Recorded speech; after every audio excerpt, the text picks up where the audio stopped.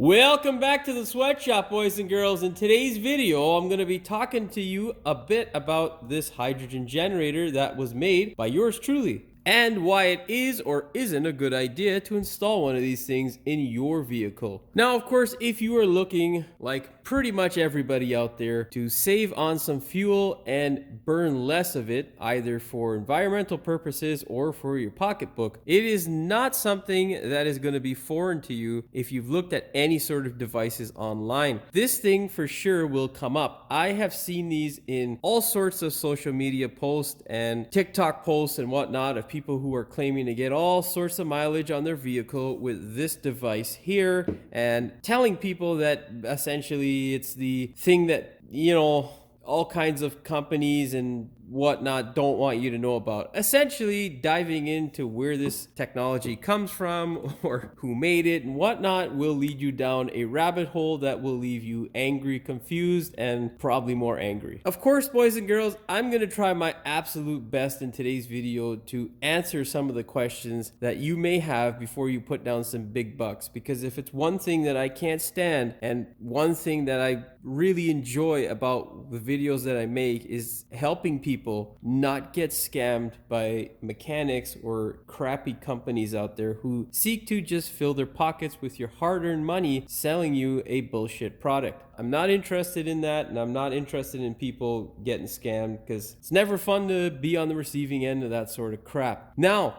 that being said, I'm not saying that this is a shitty product. Quite the contrary. I just think that it needs quite a bit more development from people who have the money to develop it. Now, as to why that hasn't happened, that is a question that I'm not going to be answering in this video or giving really any attention to, because I'm not here to go down the rabbit hole and I don't want to stir up all sorts of controversy. But like many other products that are beneficial to the regular person out there, such as you and me, that doesn't leave much room for profit margin, you can imagine why these sorts of technologies haven't been implemented into majority of vehicles out there. Now, that being said, boys and girls, what I will do is I'm going to talk a bit about why these things are good, and then, of course, why they were bad, and then exactly what it is I think it may be beneficial on. All right, let's get started. Of course, before we get started with today's video, boys and girls, do me a big favor, hit that subscribe button and then the notification bell so you never miss one of my new videos. And of course, thank you for watching. I really do appreciate it. Now, just a quick overview so that you guys understand how the basic process of this contraption works. Essentially, what you have is a generator, or what is labeled as a generator. This product here is something that I made on my own. I went to my local hardware store. I picked up a bunch of wall plates that are stainless steel. I picked up a bunch of stainless steel hardware. And what I did was I took 3 of these plates here and attached them to, I think it was either positive or negative. I don't remember exactly, but they don't touch the opposing plates. These plates here are clear and don't have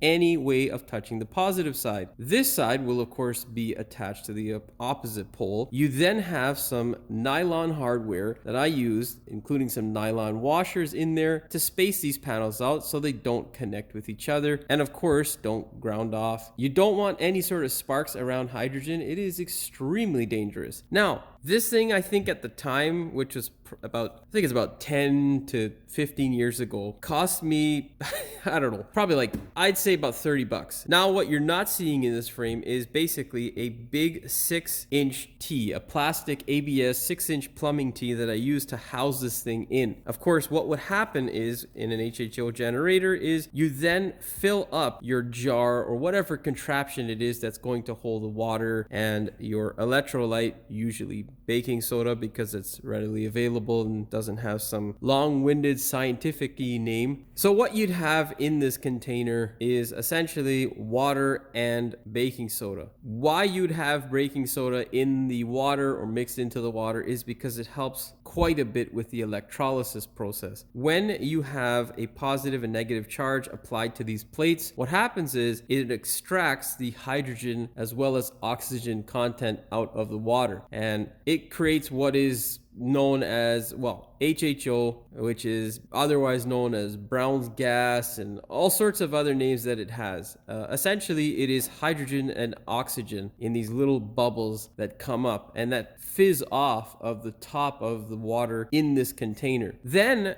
it will basically have quite a bit of condensation and whatnot, and you'll need something like this. This is a bubbler, okay? Now, a bubbler essentially is something that will collect the hydrogen from this tube here. The bigger tube is how I set it up, and it will allow the hydrogen to drift into this here. And then the water and condensation from the heat and the little particles that are going to make its way through that line into this don't make its way into your engine. Now, this here is basically an old siphon gun paint can that I used in order to collect the moisture. Commonly it is referred to as a bubbler. Now, on a lot of newer systems that are sold by a lot of companies, there are these circuit boards that are attached to this system. Essentially what that system does, as I understand it, is it modulates how much voltage and amperage is being drawn from this in order to quote unquote optimize how much production is made and how much amperage draw is put on the alternator. Now, hopefully that gives you a good understanding of what the system is and how it works. Does it work on cars? Really is what the brass tacks is, the whole thing is. Will it lower my fuel consumption is essentially what all of us want to know and what I wanted to know 10 odd years ago. Now, for me, I will say it did not work. I was not able to lower my fuel consumption at all. In fact, I had the opposite effect on my car. Now, to understand this, there's many different factors into why it is my vehicle didn't have a good response to this particular unit and why it is it didn't work. And this goes for, of course, what I think is the majority of vehicles out there. It's not to say that this thing here doesn't perform its job. It's not to say that it doesn't produce the gas. It does. The problem is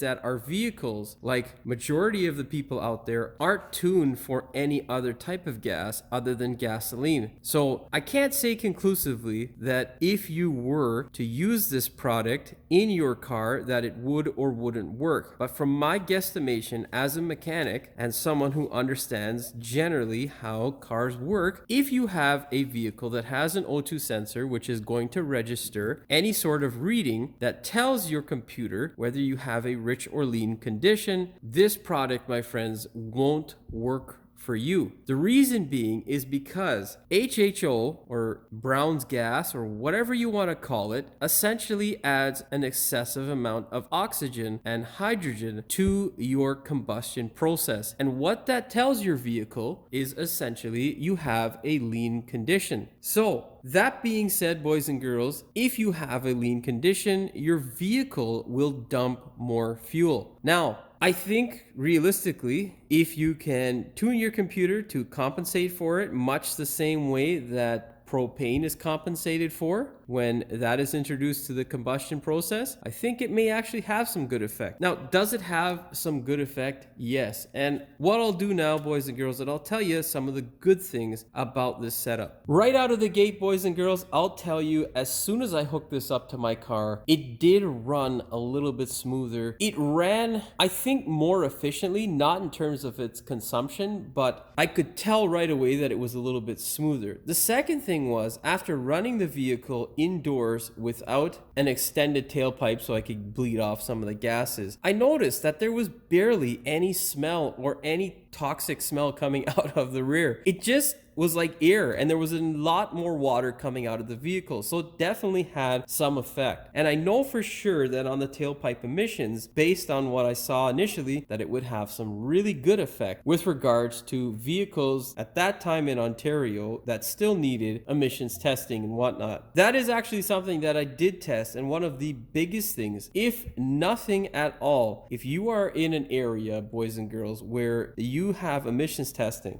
and you have a mechanic who uses this as a tool, this for sure, I know from me doing it, is something that will help you clean up your converter if used correctly. Second thing, it will definitely help your tailpipe emissions. You will see a drastic reduction in the amount of emissions that is coming out of your tailpipe. So that for sure was the number one thing as to why I thought this thing was a great thing. I've used it many a times actually after pulling it out of my vehicle to help my customers pass emissions. Now, not only does it help you pass emissions, but it can help you with repairing or pulling carbon out of your converter and allowing it to work properly again. Because we've had a couple of cars that came in and weren't able to pass, had terrible numbers, especially NOx and hydrocarbons that were coming out. And when we introduce this system, everything goes to zero, which is amazing. But it's a long-term effect because 2 to 3 months later, that same car, I was able to ask my friend who had the emissions testing equipment to test it again, and we were able to see a really good passing result for that vehicle. So it definitely does help in that regard. Now, if used wrong, you can damage your catalytic converter, which I'll tell you about a little bit later. Now, that being said, for the tailpipe emissions, it is 100% a win. It is amazing, and I definitely think that is the number one thing that is great about this product. Now, the second thing that I think was relatively good was, you can see here, boys and girls, this is the size of my hand, and this here is pretty much the size of the product. For this guy here with the 6-inch plumbing tee, it was basically double the size of my hand in circumference as well as length. So still a relatively short footprint as compared to, say, propane or other forms of gas that are used. Even stored hydrogen that is used, they require large tanks, the same way electric vehicles require a really large battery. Now, what I'm trying to say, boys and girls, is essentially, if this is a technology that works for certain types of vehicles that I'll try to explain to you later in the video, the size of this contraption is amazing in comparison to many other alternative fuels out there. It's a really small product in comparison, something that's relatively lightweight, and of course something that is very cheap to make or repair. So that, I think, was one of the greatest benefits. It doesn't require much room in a traditional vehicle if you could tune that vehicle in order to work with hydrogen gas. Of course, that's going to take quite a bit of money and research, which I don't have, and majority of you guys watching this probably don't have either. So unless we can get it to work, this pretty much means nothing. But yes, my friends, it is considerably smaller than, say, propane setup or natural gas or hydrogen that is pressurized or a battery. The third thing I would say is that the abundance of fuel. Essentially, you can run this thing, this generator, on water, tap water. That's all you need. And you don't technically need the electrolyte. Of course, it does help, but you only really need water, which is amazing. I think that's something that's great. And as far as I know or understand, other than the water looking weird and brown afterwards, there is no effect. I've taken the water myself and thrown it on the grass in certain areas of my yard to see what the effect would be, and there was no effect. If anything, the grass actually seemed to be a little bit greener and was fine. And I did this for quite a while with my HHO generator. So I mean, it's up to you to see what happens when you do this, or depending on whatever electrolyte you use, or whatever works. So in my opinion, I think that is one of the greatest benefits to this. Tap water or river water, or really any water source that is accessible to you, can be used in this to generate fuel. So it's amazing. And baking soda itself, not really expensive. It takes very little baking soda to really ramp up the production of fuel from one of these systems. So that to me is another big benefit. The fourth thing I would say, boys and girls, that is really a good thing with this sort of setup is opportunity. Even though you don't have good fuel mileage in your vehicle, I can tell you it does produce fuel. And if you can find a way to utilize that fuel, well, there's your opportunity. It's amazing. There are many other products out there that use this sort of setup. I know of a couple of CNC tables that, instead of using oxyacetylene as as the gas to cut through the metal material, they actually use an HHO generator that is purpose built for cutting through material, and it works really, really well. That's actually how I discovered it. It was a plasma cutter that used not oxygen but HHO because it did it much more efficiently. Now, this is stuff that I saw back in the day on YouTube when it was much more archaic and, just a small website that had all sorts of stuff on it. So I don't even know if I could find a link to that video. If I can, I will definitely link it in the description below. But seeing those things, I didn't have any direct experience with it, but seeing those things really gave me a sense of hope for what potentially was going to be in our future. Unfortunately, yeah, the older you get, well, the harder it is to retain that hope. Anyhow, boys and girls, that's a conversation for another day. But yeah, opportunity, boys and girls, that is one of the other benefits to this sort of setup. Now, the fifth thing I think, boys and girls, and something that appeals to me greatly because I myself is quite frugal. This thing is cheap to make. You don't have to pay thousands of dollars like a lot of these crooks out there who are advertising these systems for quite a bit because they're looking to prey on the innocence or lack of awareness from the public, like most of the companies out there who are supposedly trying to do you a service that is good for you. So I would be well aware before putting down money and realize that you can make this relatively cheap. Your hardware store or any Lowe's or Home Depot has this sort of stuff. Most of this stuff was picked up at Lowe's as well as Home Depot, and I was able to make this thing in a day. It took me a couple of hours worth of work and I just slapped it together. I didn't do the best of jobs because obviously I was eager to try it and just rush through it. That's why this thing here is rusted and looks so ugly, because paint wasn't important. What was important was function. Now, boys and girls, what we'll do is we'll move on to the bad. Of course, the bad thing is, boys and girls, it doesn't work for the majority of vehicles out there. So when you hear a lot of people saying that it's going to drastically reduce your fuel economy, unfortunately, in my opinion, I think most of those people are either delusional or full of crap, for lack of a better term. It's horseshit is what they're trying to sell you. Essentially, most of the people out there who are trying to sell this product as something that is a fix-all to your fuel economy issues are full of shit. They're just dishonest and not telling you the truth. Now, when I say it doesn't work, what I mean is essentially what I was trying to explain to you earlier. If your vehicle has an O2 sensor or any product or metering device in the exhaust stream that is going to contribute to how your vehicle puts fuel into the combustion chamber of your engine, that is going to measure for air-fuel ratio in the exhaust stream and then govern how much fuel is put into your engine in order to make the optimal air-fuel mixture, it's not going to work. The reason being is because you're going to have this thing here producing all sorts of oxygen, which will produce a lean condition. When you have a lean condition consistently for whatever the parameters are on your specific vehicle, where your vehicle ECM is then going to dump more fuel into your engine, you're going to see the opposite effect and not be happy. You're going to end up with a check engine like I did. And then worst case scenario, if you continue to push it like I did, you will end up damaging your catalytic converter because you're going to have too much fuel in your exhaust stream. My results essentially were I was able, before I had this installed in the car, driving like a grandmother, I was able to get about 700 to 750 kilometers city and highway on a 5-speed SG 2004 Subaru Forester. It was a single overhead cam,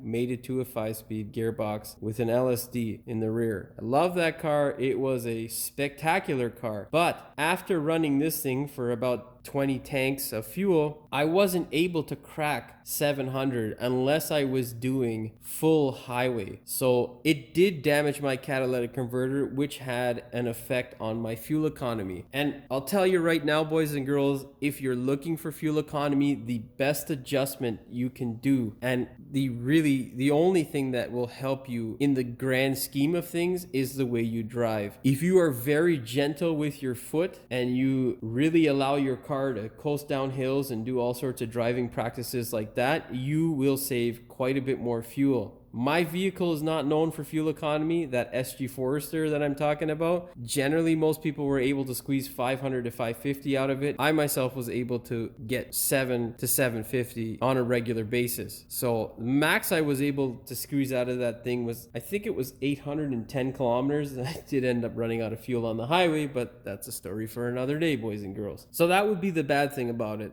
It just simply doesn't work. Now, I'm not saying that it doesn't work for all cars, but the majority of cars on the road today all carry O2 sensors, pre-cat as well as post-cat, which do their absolute best to give you the best fuel economy possible. So introducing any sort of oxygen content will make you burn more gas. But if you have an older vehicle, and this is something that I haven't tried on an older vehicle because I don't have anything that's strictly carbureted. If you have a carbureted vehicle, I myself would be curious to see how it would react and whether those engines would run happily solely on an HHO generator. It's something that I've been curious about and something that I would like to try one day, but of course, boys and girls, I'm busy with life. So don't expect any of those sorts of videos anytime soon. The second thing that is really not talked about, or something that I guess people don't really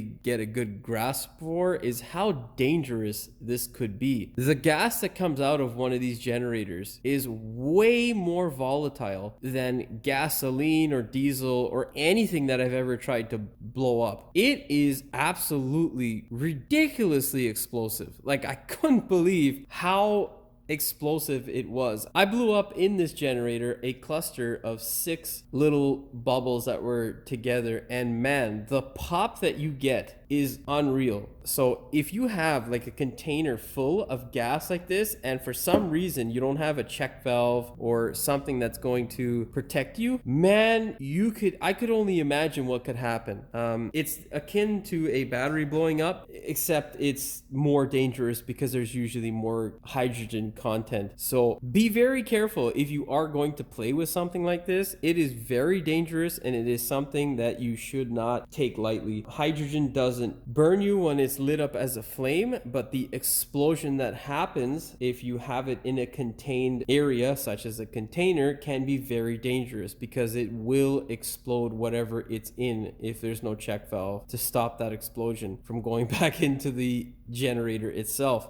Don't ask me how I know, but my neighbors that are about 4 or 5 units down, which is about, I don't know, I'd say 200 feet, he could hear the explosion when I blew up my hydrogen generator while experimenting. So yeah, don't make the same mistake that I did, boys and girls. Be careful. And yeah, just know that it is very dangerous potentially. Now, the third thing that I would say is really not so good about this product is not the product itself, but the repulsive marketing that is basically thrown out there regarding these sorts of products, whereas they are some sort of save all, divine sort of product that is going to be the be all end all of your fuel problems. It's rather pathetic, and I don't like it because it's, in my opinion, it's just dishonest. I don't appreciate a lot of these companies doing the same sort of thing, but I'm sure, as most of you out there have seen over the last couple of years, neither our governments or the institutions that are there to protect us do a really good job of that, or deciphering what is good and what isn't good for the broader public. So unfortunately, we don't really have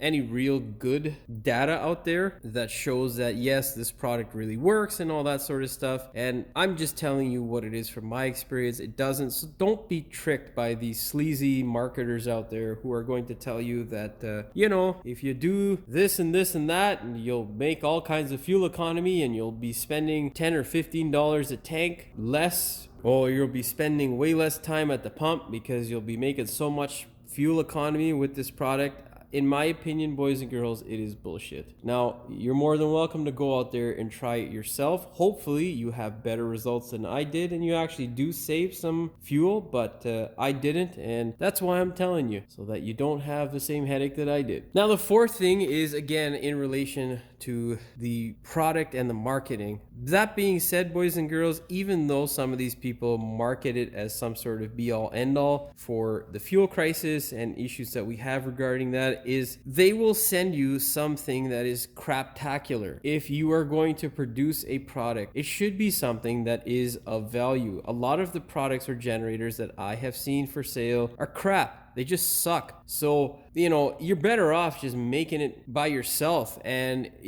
not really putting your hard-earned money into something. Like, I've seen some of these generators as high as $2,000 to $3,000. Of course, I'm not saying that they're not worth the money or they don't work, but if you have a gasoline vehicle that is highly monitored by its ECM, it's probably not going to work for you. So of course it will be a waste of money and you will end up an angry person because you wasted so much money on something that doesn't work. Now, the fifth thing I'll tell you that I thought was something that might be a little bit hard to get around is the amount of amperage that is drawn from your alternator. I didn't have my alternator fail prematurely, but you could definitely notice the strain that was put on the alternator when quite a bit of electrolyte was used to generate gas. So definitely, if you are going to try this, be aware of that. If you have an alternator that is on the older side and may potentially be on its way out, be prepared to potentially change it if you install one of these things. Of course, depending on how much electrolyte or baking soda you put into your system, it can draw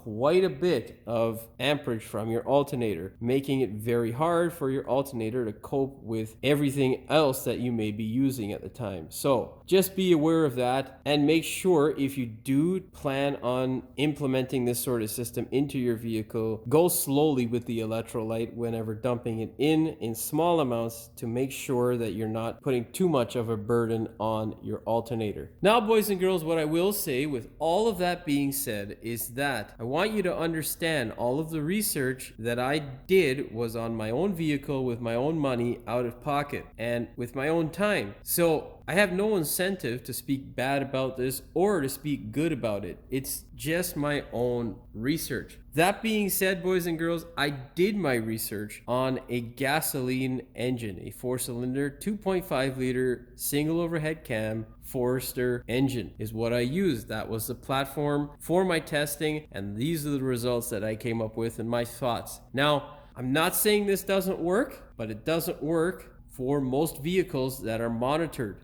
That being said, I don't know how it would work on a carbureted engine or on an engine that doesn't have any form of monitoring, meaning the fuel mixture that is coming out of the tailpipe. So you're more than welcome to try it and see, and hopefully you get a good result and something that is going to save you on fuel. I know for sure from my experience that it definitely will have a positive impact on the amount of emissions coming out of your tailpipe. So that's always a positive thing. I would be curious to trying this on my diesel truck. I have a 2000 Chevrolet 3500 HD, which has no real emissions equipment that I can see from the factory. It doesn't even have a converter. It's just straight pipe, which is weird to me, but I don't know whether it would have a good effect, and I don't know whether it would up my fuel mileage. Unfortunately, the two issues with that specifically is I don't have the time to really experiment with it, and I don't have the time to build another system right now. I've just got way too many things going on in my life. Of course, that being said, I'm not saying that it's something I wouldn't do in the future. Maybe if the funds and the time are there, I would definitely like to try it. Of course, the funds are the other thing, not only for building the contraption, that's relatively cheap, but testing it, because you're going to need fuel money. And if you've looked out the window, boys and girls, especially if you're in Ontario, on this day, May 25th, 2022, in the great land of Ontario, Canada, diesel is roughly about $2.20, which is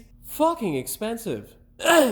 Excuse my language. It is ridiculously expensive. Even on a small tank diesel truck like mine, it hurts to say, about $200 to fill up. And that truck burns it like an alcoholic. It is not fuel efficient at all. Of course, I'm not in any rush to test it because of my experience with the gasoline motor. I didn't gain any fuel economy from that, so yeah, not inclined to test it right away. I also would like to test it with a propane vehicle to see how that would be impacted and hopefully see some good results there. Of course, the only propane vehicle that I have is my forklift, and again, the same thing, time, money, and I don't want to not have the money if I screw up either of those engines, because it's a pretty penny to repair any of those vehicles, and I utilize them, especially the forklift, quite a bit. And then the other type of vehicle or mode of transport that I would be interested in trying something like this on would be much older cars that are carbureted, or bikes even. I think it would have a decent effect. Hopefully it would actually lower the amount of fuel consumption. I can't say for certain whether it would have a good effect or not, but that being said, I would like to know if any of you guys out there have tried these systems out there, and if you've had any good or bad experiences. It is something that I would like to know, so definitely leave some comments in the comment section down below. Now, boys and girls, just to let you know, if you are going to build something like this, definitely make sure you get some good materials. I use some nylon hardware in order to secure my plates together. All of the metal hardware is stainless. The catch can that I use was aluminum, and I tried my best to use as little steel as possible so that we wouldn't have the issue of it rotting. The electrolysis process definitely speeds that process up for rusting and whatnot on regular steel, so don't use that sort of stuff if you are going to use this product or build one yourself. Unfortunately, I don't remember any of the product numbers or any of that sort of stuff, and I don't have really much information in that way. Most of these things are definitely available at your hardware stores. You can get a cheap siphon gun, something like this here, at any sort of hardware store, and simply just scavenge this can to make yourself a bubbler, or come up with any other way, boys and girls. Be my guest. Anyhow, boys and girls, the main goal of this video was to educate you guys out there and hopefully shed a little bit of light on something that is rather secretive and hidden sort of topic because of all the conspiracy theories and crap that revolve around this. So hopefully you found this video helpful as well as informative, and you make the right decision for you out there. Now, I will say, boys and girls, if you have any questions or anything regarding this stuff, feel free to reach out in the comments below, and I will do my absolute best to answer them. That being said, you know the drill. If you like the video, please like, share, and subscribe. Don't forget to hit the notification bell so you never miss one of my new videos. And as always, thank you for watching. We will see you in the next one. So stay tuned for why it is or isn't a good idea to install one of these things in your... God, why when I start recording is there 600 noises that will be ridiculously loud when I go to edit? It's just wonderful. You don't want any sparks, especially around hard. Now, what you're not seeing was for people to get, because it's not some long time because it's not some long scientific name that's scientific. No, what the fuck? I can't. I'm trying to do a joke here and it's fucking killing me. Now this here is just an old... Oh, fuck off. I'll be back, boys and girls. That fucking compressor. Now, does it have some good with regarding for you? I think the... I don't know where I'm rambling so much now. The metal material. That's why this thing explosive it was. I blew up a or the people who are there or institution. Now, with all that being said, boys and girls, I will say one thing. The information that I have gathered my research on... What the fuck did I just say? Did that make any sense? Now, with all of that being said, boys and girls, I'll tell you, the information that I am giving you is the research... Oh, fucking compressor. I know for sure that it will impact the amount of emissions, diesel currently on this day in May of 2022. Oh wait, I've got to say the day, son of a bitch. What day is it today? This being said, boys and... Oh my God. Most of these stuff, this is still a free country. Well, unless you want to travel and stuff and whatnot. Anyhow, boys and girls, that's not really here nor there.